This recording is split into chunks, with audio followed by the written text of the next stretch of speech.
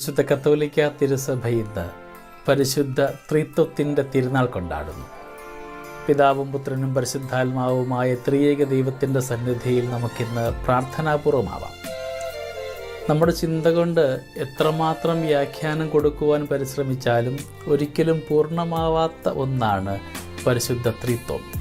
കാരണം നമ്മുടെ ചിന്തയ്ക്കും അപ്പുറത്താണത്. എത്രമാത്രം ചിന്തിച്ചു കൂട്ടിയാലും അതിനും അപ്പുറത്താണ് ത്രിത്വത്തിൻ്റെ മഹിമയും ത്രിത്വ രഹസ്യങ്ങളുമൊക്കെ.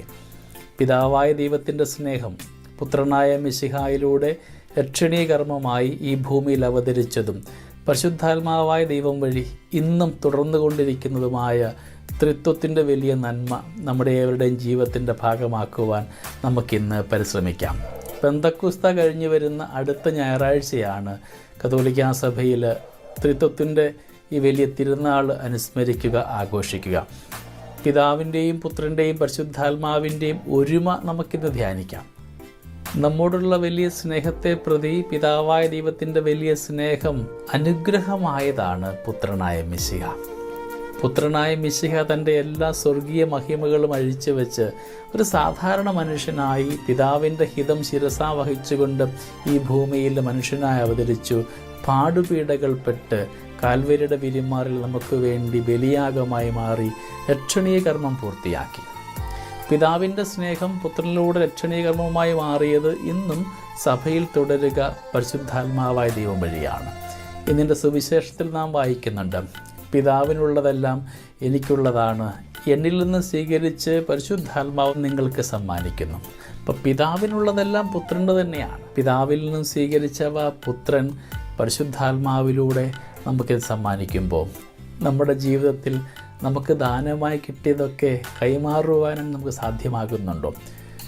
ഫ്രാൻസിസ് മാർപ്പാപ്പയുടെ സ്നേഹത്തിൻ്റെ ആനന്ദമെന്ന അപ്പസ്തോലിക പ്രബോധനത്തിൻ്റെ 324 ഖണ്ഡികയിൽ ഇപ്രകാരം പറയുന്നുണ്ട്: സാമൂഹിക സ്നേഹം അല്ലെങ്കിൽ പരസ്നേഹം എന്നുള്ളത് ത്രിത്വിക സ്നേഹത്തിൻ്റെ കൂട്ടായ്മയുടെ പ്രതിഫലനമാണെന്ന്.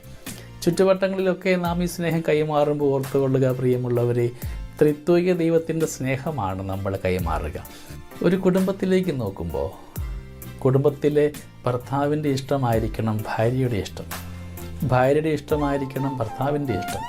ഈ ഭാര്യയുടെയും ഭർത്താവിൻ്റെയും ഇഷ്ടം കൂട്ടിച്ചേർത്ത് വയ്ക്കുമ്പോൾ ദൈവത്തിൻ്റെ ഇഷ്ടവുമായിട്ട് ചേർന്ന് പോകുമ്പോഴാണ് അവിടെ സന്തുലിതാവസ്ഥ ഉണ്ടാവുക, സന്തോഷമുണ്ടാവുക.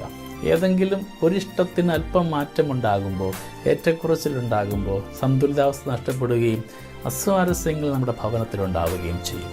പിതാവും പുത്രനും പരിശുദ്ധാത്മാവും ഒരുമയിലായിരിക്കുന്നത് പോലെ നമ്മുടെ ജീവിതയിടങ്ങളിലും ഈ ഒരുമയുടെ കൂട്ടായ്മയുടെ അനുഭവം ഉണ്ടാകുവാൻ നമുക്ക് പ്രാർത്ഥിക്കാം. ദൈവമൊന്നു മാത്രമേ ഉള്ളൂ. ദൈവത്തിൻ്റെ 3 ഭാവങ്ങൾ, സ്വഭാവങ്ങളാണ് ത്രിത്വമായിട്ട് നമ്മൾ അനുഭവിക്കുക, ആസ്വദിക്കുക. പിതാവായ ദൈവം എവിടെല്ലാം സ്നേഹത്തിൻ്റെ ഭാവങ്ങളുണ്ടോ അതെല്ലാം പിതാവിൻ്റെ സ്വഭാവമായിട്ടാണ് മാറ്റപ്പെടുക. രണ്ടാമത്തെ ഭാഗം രക്ഷണീകർമ്മം. പിതാവിൻ്റെ സ്നേഹം അത് രക്ഷണീകർമ്മമാകുമ്പോൾ പുത്രനായ മിശിഹായുടെ സ്നേഹമായിട്ട് മാറുന്നു. പിതാവിൻ്റെയും പുത്രൻ്റെയും ഈ സ്നേഹവും രക്ഷണീകർമ്മവും ഒക്കെ ഇന്നും സഭയിൽ തുടർന്നുകൊണ്ട് സഹായകനായ എല്ലാം പൂർത്തീകരിക്കുന്ന ആത്മാവിൻ്റെ നിറവും നമ്മുടെ കൂടെയുണ്ട്.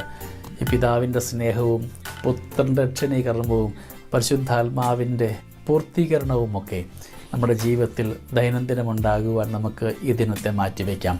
ത്രിത്വ തിരുനാളിൻ്റെ എല്ലാ മഹനീയതകളും ഏറെ സ്നേഹത്തോടുകൂടെ നിങ്ങൾക്ക് ഏവർക്കും നേരുന്നു. പരസ്പരം സ്നേഹിച്ചുകൊണ്ട്, പരസ്പരം പങ്കുവെച്ച് കൊടുത്തുകൊണ്ട്, ദാനമായി കിട്ടിയതൊക്കെ അവരെ സമ്മാനിക്കുവാനായിട്ടുള്ള ഒരു പ്രത്യേകമായ നന്മയ്ക്ക് വേണ്ടി നമുക്ക് പ്രാർത്ഥിക്കാം. നമ്മളെ കൊണ്ടാവും വിധമൊക്കെ ചുറ്റുവട്ടങ്ങളെ സഹായിക്കുവാനും ത്രിത്വത്തിൻ്റെ മഹത്വമുണ്ടാകുന്ന പ്രവൃത്തികൾ ചെയ്യുവാൻ നമുക്ക് തീരുമാനമെടുക്കുകയും ചെയ്യാം. ദൈവം നമ്മളെല്ലാവരെയും സമൃദ്ധമായി അനുഗ്രഹിക്കട്ടെ.